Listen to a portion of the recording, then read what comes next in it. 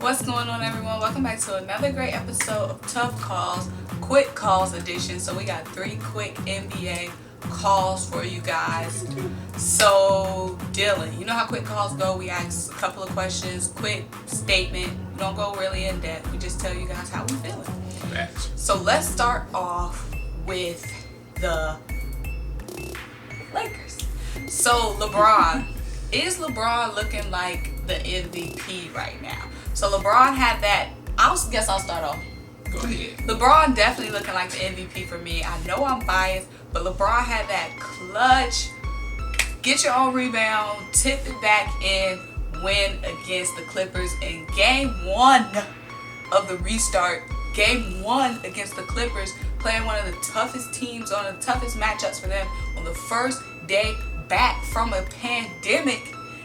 You can say LeBron was asleep the whole game. Oh, he didn't do much the whole game, but he came and he was valuable when it mattered the most. Man's got his own rebound, tipped it back in, got that clutch win against the Clippers. Everybody thought Paul George sealed it, not Kawhi. Paul sealed it, but LeBron sealed the win, and that sounded like MVP. Slight shade there to Kawhi, but we gotta let that go. But I'm anyways, just saying, it wasn't like Kawhi had the clutch 3, but it's Yeah. quick calls, so let me move it. that's true. Also, something not to be looked over. LeBron actually guarded in that because the Clippers got the ball back after LeBron gave the Lakers the go-ahead bucket. Clippers got the ball back. LeBron guarded Kawhi and then switched off to Paul George and made the stop basically all by himself. So LeBron is definitely an MVP for him. Right And now. I don't even like, just one last thing, I don't even like how people say LeBron was asleep the whole game, because I feel like LeBron was more so getting his teammates involved and trying to get his teammates more back rhythm. Because LeBron is you saw it in the end of the game. LeBron is going to be right when LeBron needs to be right. Okay, That's period. That's on period.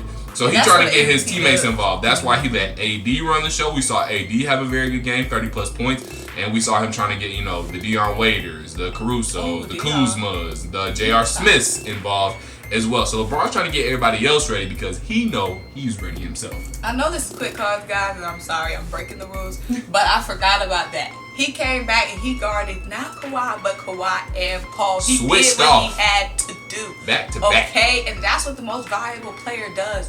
They're the most valuable. Take away all those other minutes. In the last seconds, who's going to secure the win? We're going to save this for another video. Quick call number 2. Dylan, the Bucks.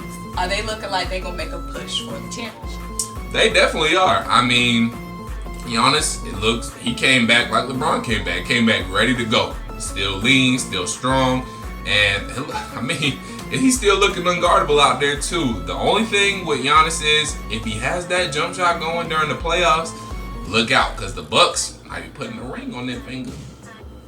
Don't say that. Yes, I think the Bucks are definitely going to be a contender. Will they be on the championship push?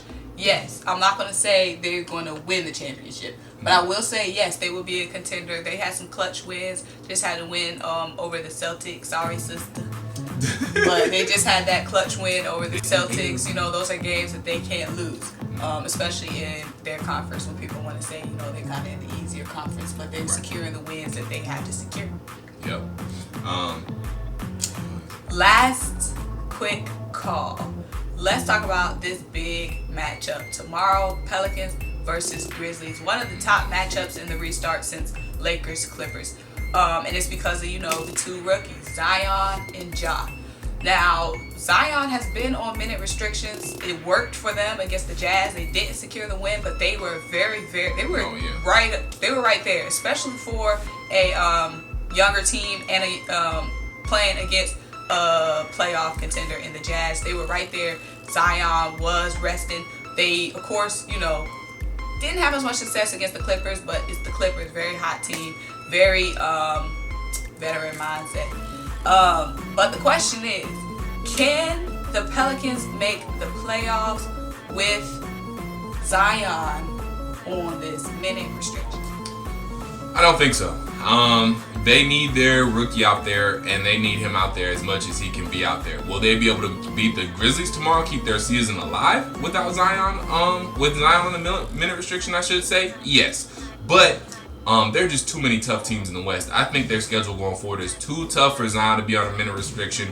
We heard David Griffith on the ESPN broadcast say that it could be one, maybe two more games we see him on a minute restriction. That might be one too many. So we'll see how it goes. They can beat like I said, they can beat the Grizzlies and Ja without Zion, going all out and playing a full game and playing full minutes. But as far as the rest of their schedule goes, I don't know. And they need every game. Yeah, they definitely need every game. And I feel like you said, they said 1 or 2 more games. For them, hopefully the one game it's just one game and not two, and it's against the Grizzlies, because I feel like they can compete with the Grizzlies with Brandon and Zoe and whatever Zion can contribute, because we know when he's out there he's going to contribute. Right. But going forward, they definitely going to need Zion on the floor. He's been very efficient, 13 points in 15 minutes in that first game. So we definitely want to see him able to contribute, because we know he want to be out there. Exactly. Zion, when he's out there, he's going to crash the boards, get you some putback points. He's going to give you some hustle, and he can shoot a little bit too. His jumper has not been bad ever since really he came over to the NBA. So Zion is a threat out there. It's just how long we'll be able to be out there. All right, guys, that's the conclusion of Quick Calls. Sorry I went a little over on, I get emotional. But that's the end of Quick Calls. Thank you so much for watching. Like, comment, subscribe. Stay tuned.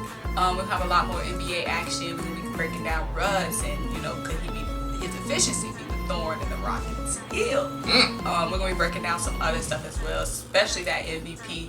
Y'all know we'll have a lot to say about that. Right. So, like, comment, subscribe. Bye. Bye.